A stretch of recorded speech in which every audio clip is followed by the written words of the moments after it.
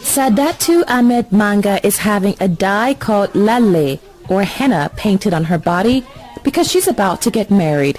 It's part of the wedding custom in northern Nigeria, which is largely influenced by Islam. But the most important marriage custom is the bride price, a payment of cash that the fiancé gives to the bride's family to show how serious he is about the marriage. In Islam,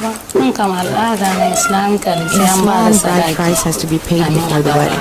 Bride price started since the days of the Prophet Muhammad. May peace be upon him, and we continue it.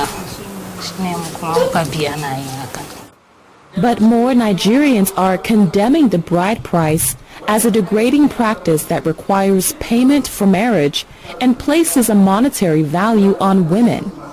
Women are largely left out of determining the bride price, which is negotiated between the male relatives of the bride and groom. In October, a 17-year-old northern Nigerian girl burned herself to death out of shame because her boyfriend could not afford the agreed-to bride price, which was less than $50. Initially, this issue of dowry and bride price was more like a pleasantry being exchanged between the husband-to-be and the in-laws-to-be. And when it all started, I mean from various cultures, it were little things that everyone can afford. But as time goes on, it became so big that most young people cannot be able to afford. So it's a thing of concern. So it's like business and using it to put people in classes. But African literature scholar Dr. Agatha Ukata blames radical feminist ideology for the rising criticism of bride price. She also says the tradition is misunderstood by the Western world.